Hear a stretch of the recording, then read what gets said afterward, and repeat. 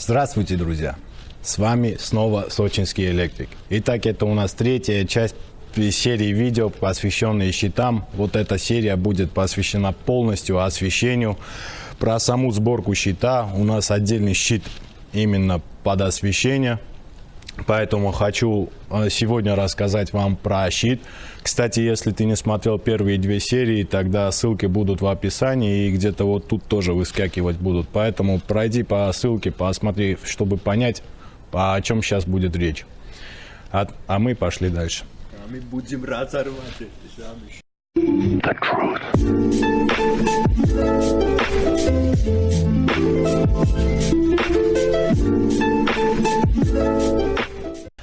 Итак, друзья, третья часть у нас посвященная к щите освещения. Тут у меня все очень-очень запихано, поэтому постороннему глазу может показаться, что тут очень много всего. Сейчас подробно расскажу, что тут я собрал. Итак, интересно, давай поближе. Давай поближе.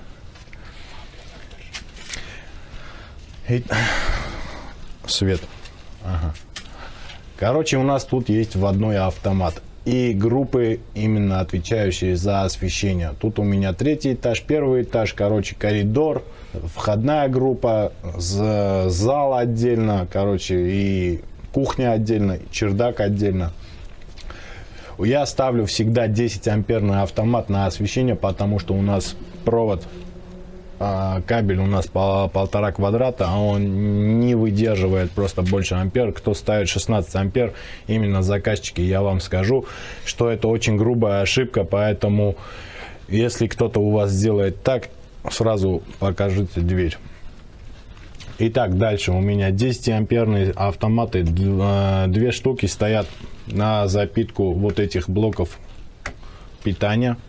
Блоки питания питают вот это контроллеры.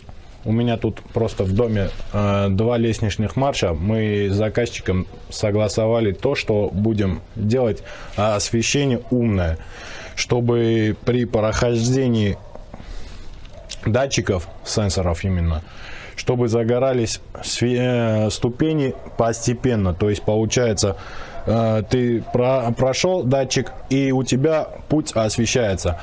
Притом датчики позволяют, чтобы и ночью можно было найти лестницу, тем самым просто первая и последняя ступенька, они всегда засвечиваются. Яркость подбирается именно тут, в настройках.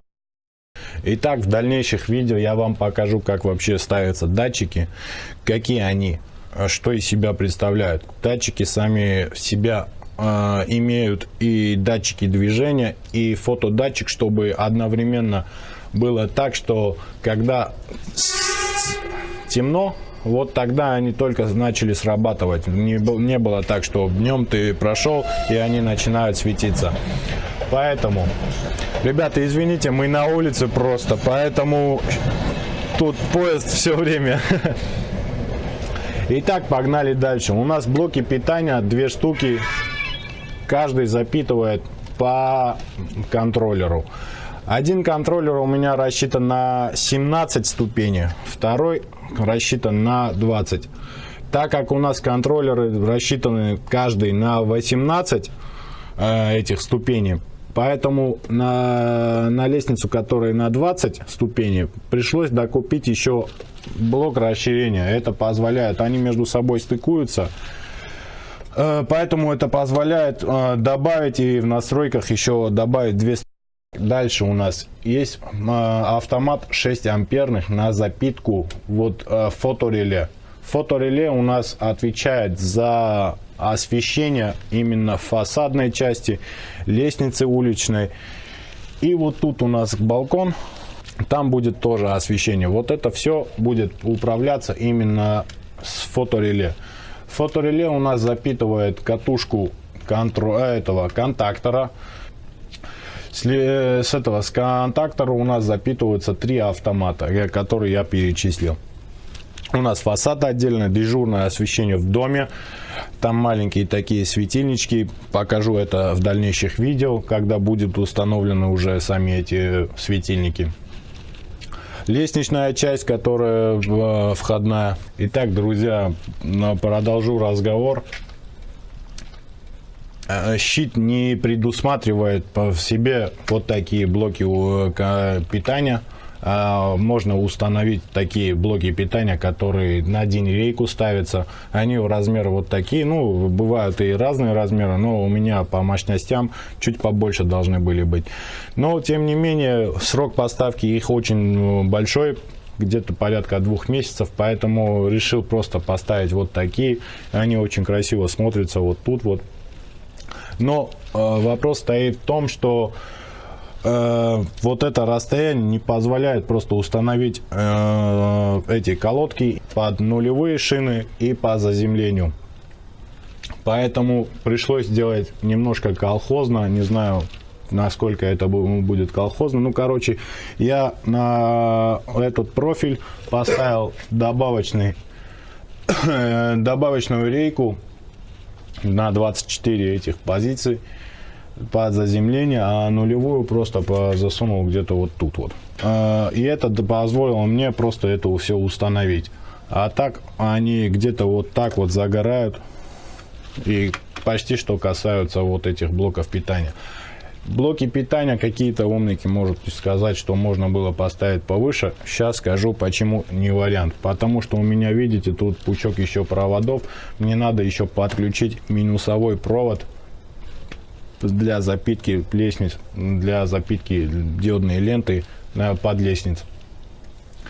Так как сам контроллер не позволяет подключить минусовой провод именно в контроллер, а тут только плюсовые выводы. Минус мне надо как-то придумать. Вот это и весь большой минус именно вот этих контроллеров для лестниц, что не предусмотрена вот эта часть. Кстати, если вы меня смотрите, фирма SmartLoom, тогда критику принимайте.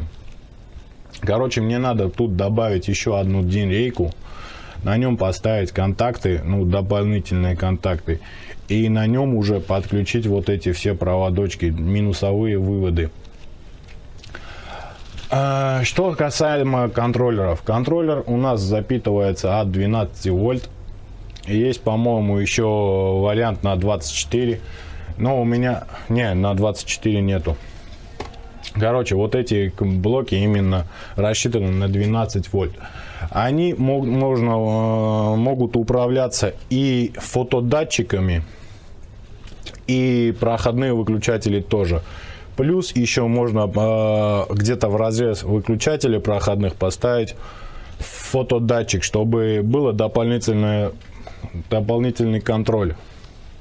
Но ни в коем случае нельзя подключить проходные выключатели к 220. Они просто должны между собой просто контактить, чтобы было просто сухой контакт, чтобы можно было контроллеру понять, что кто-то просто нажал кнопку. Плюс еще датчики у меня получается, верхний и нижний датчик. Что касается датчиков, датчики, так как производитель сам контроллеров рассчитывает на то, что сам контроллер должен стоять где-то посередине лестницы, и расстояние между датчиками должно быть одинаково, предусматривает в комплекте с контроллерами 10 метров провода под это дело. И так как у меня лестницы стоят внутри, а щит сам стоит тут, я поговорил с производителем, и они мне посоветовали использовать экранированный провод, витую пару.